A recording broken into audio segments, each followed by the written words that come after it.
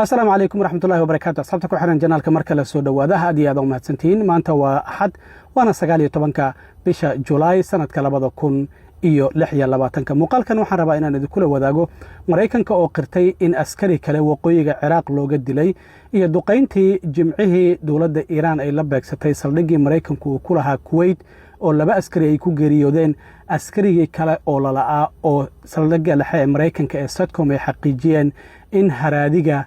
jirbina aadam la helay isla markaana la xaqiijinayo inuu yahay askarigii lalaa iyo in kale koobkii adduunka waa uu soo gabagaboobay Mareykanka bil iyo 8 maalmood markii uu ka socday wadamada Mareykanka, Canada iyo Mexico. xulka qaranka Argentina iyo Spain ayaa isku soo haray finalkii maantana Argentina waa laga qaaday oo Spain ayaa ku guuleysatay. arrintaasina waan idin la wadaagaya balse marka hore soo dhexe ee Mareykanka ee Centcom ayaa waxa ay maanta xaqiijiyeen in askari kale oo Mareykan ah lagu dilay waqooyiga wadanka Ciraaq. waa 2 maalmood gudahood oo 3 askari oo Mareykan ah ay dawladda Iran ay dilayso. askarigan waqooyiga Ciraaq waxa la leeyahay diyaarad drone ah oo nooca one-way ah oo Iran ay soo dirto ayaa ciidamada Mareykanku ay soo rideen. askariganna waxa uu isku dayay markii la soo riday kadib in uu soo qaado kadibna waa ay ku qaraxday halkaas ayuu ku geeriyooday. wali lama sheegin magaciisa iyadoo sidoo kalena askari kale uu ku dhaawacmay laakiin dhaawiciisa la sheegay dhaawac daran in uusan ahayn.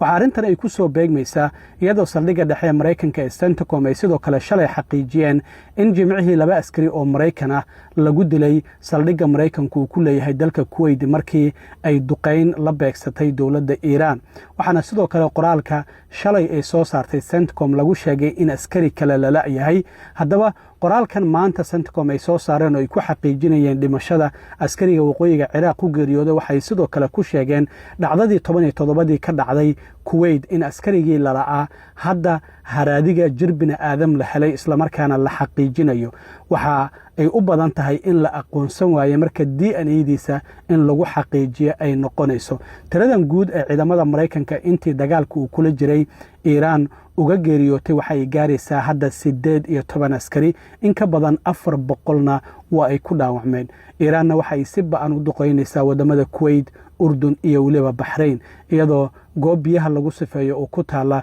Kuwaitna ay duqeeyeen taasi oo sababtay in dawladda Kuwait safiirka Iran u fadhiya Kuwait ay u yeerto waxayna ku tilmaantay arrintan dambiyo dagaal. Iran horay waa tii digniinta u dirtay oo tiri haddii buundooyinkeena iyo goobaheena biyaha la weeraro inaguna kuwa bariga dhexe ama wadamada qaliijka ayaan weerareyna. marka dagaalku waa uu sii xoogeysanaya qasaaruhuna waa uu sii kordhaya mana muuqdaan ilaa ay hadda wax wada hadala oo labada dhinac Mareykanka iyo Iran dhaxmaraya iyadoo Iranna ay sheegtay in heshiiskii isfahamka oo bishii hore ee June 17 Mareykanka iyo Iran ay kala saxiixdeen in gabi ahaanba ay joojisay oo ay ka baxday kadib markii ay dawladda Mareykanka ay ku eedeysay in heshiiskaasi qodobadiisa oo idil ay ku xadgudubtay. Mareykankuna waxa uu ku eedeynayaa Iran heshiiska in iyadu ay markii hore ku xadgudubtay kadib markii maraakiib maraysa marinka Hormuz ay weerartay. marka labada dhinac mid waliba kan kale ayuu eedeynayaa. hadda marka 3 maalmood oo la soo dhaafay 4 askari oo Mareykan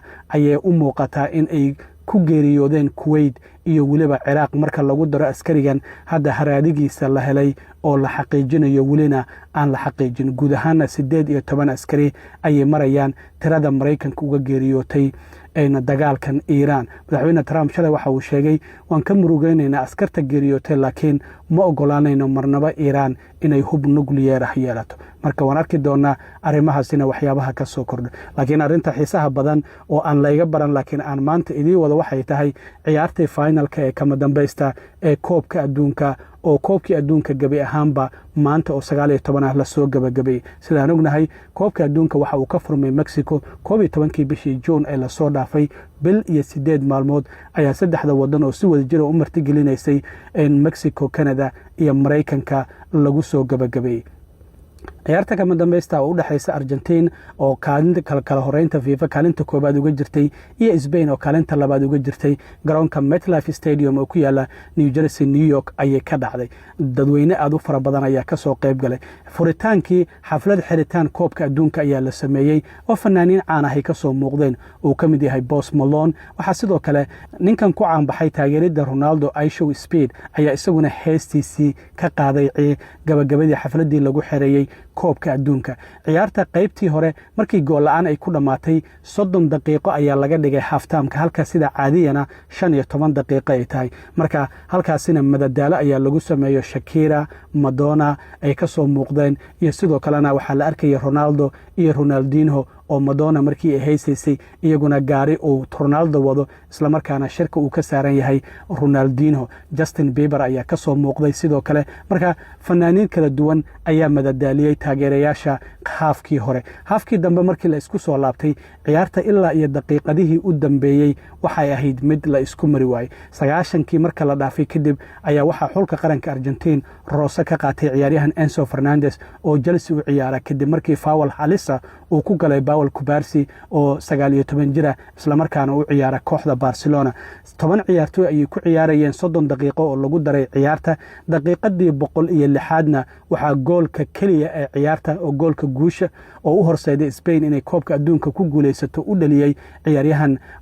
Ferran Torres oo Barcelona u ciyaara oo daqiiqadii 62aad bedel ku soo galay kadib markii baas madaxa uu ku siiyay Nico Williams oo Atletico Bilbao u ciyaara marka goolkaasi kaliya ayaa waxa uu noqday goolka Spain koobkeedii labaad ee adduunka ay ku qaadaan koobkii ugu horeeyay ee Afrika taariikhda ebed lagu qabto sanadkii 2010 oo South Africa lagu qabtay Spain ayaa ku guuleysatay waxa uu ciyaaryahan Messi uu doonayay maadaama koobkii u dambeeyay oo sanadkii 2022 lagu qabtay Qatar uu ku guuleystay inuu ku guuleysto in 2 sano oo isku xigta koobka adduunka iyadoo loo maleeyo waliba in ay tahay ciyaartiisii ugu dambeysay koob adduun uu ciyaaro maadaama uu 39 jir yahay laakiin taariikh la yaab leh ayaa maalmahan aad looga wada hadlayay waa sawirka Yamal oo 6 jir ah oo u qubeynayo Messi oo 19 jir ah waxa la yiri maxaa 19 isku soo beegay aan wax yar dib idii celiyo sawirkan aad aragtaan ciyaaryahan Yamal oo hadda 19 jir ah Barcelona u ciyaarayo xulka qaranka Spain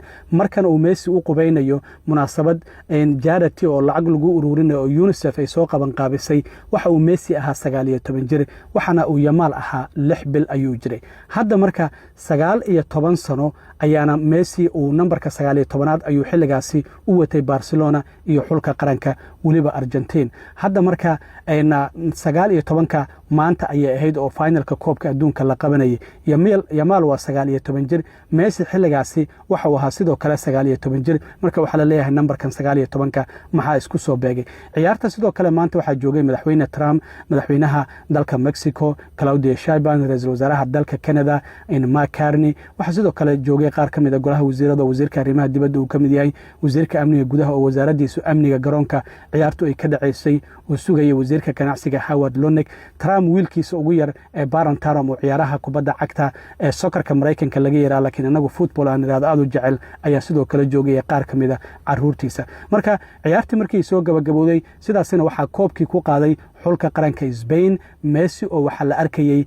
in uu ooyana rabo ilintana isku celinaya laakiin aad uga murugaysan in koobkii laga qaaday sida sawirkan aad ka aragtaan gabagabadii xafladii abaalmarinta waxa daafaca ugu wanaagsan la siiyay ciyaaryahan Paul Kubarsi oo Barcelona u ciyaaray xulka qaranka Spain oo 19 jir ah goolahayaha ugu wanaagsan waxa la siiyay Unai Simon oo isaguna xulka qaranka Spain iyo kooxda Atletico Bilbao u ciyaaro hal gool ayaa laga dhaliyay 9kii kulan oo ciyaaray goolahayahan Unai Simon oo goolka u ilaalinayay xulka qaranka Spain ciyaaryahankii ugu wanaagsanaa tartankana waxa la siiyay Rodri oo isaguna Manchester City u ciyaara marka sidaasi ayaa koobkii adduunka uu ku soo gabagaboobay xulka qaranka Spain uu ku qaaday isla markaana aysan u suura gelin in ciyaaryahan Messi uu ku fariisto koobkan oo uu qaado laakiin Lamine Yamal isagu hal gool ayuu dhaliyay intii uu tartanku socday wax abaalmarina lama siinin sida muuqatana looma maleynayo in ciyaaryahanka ugu wanaagsan adduunka uu ku guuleysan doono maadaama wacdaro loo riyaaqi karo uusan koobka adduunka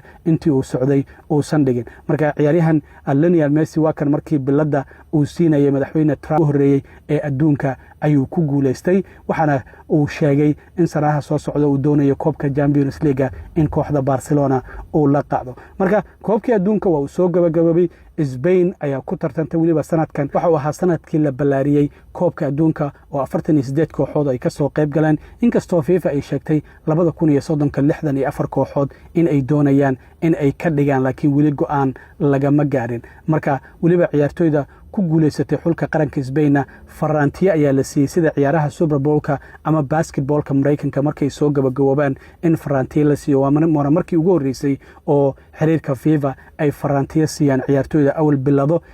booskii biladaha ayaa waxaa loogu bedelay ciyaartoyda koobka ku guuleysatay Farantiyo halka kooxda kaalinta labaad gashay oo Argentina ahaydna biladahooda la siiyay koobkii adduunka waa uu soo gabagaboobay bisha soo socota waxaa loo diyaar garoobayaa furitaanka horyaalada kala duwan ee qaaradda Yurub waan arki doonaa aad iyo aad u mahadsantiin waxyaabaha ka soo kordha intaan mar kale kulmi doono waa saaxiibkeen Cilmi Waaro idin la sida iyo nabadgelyo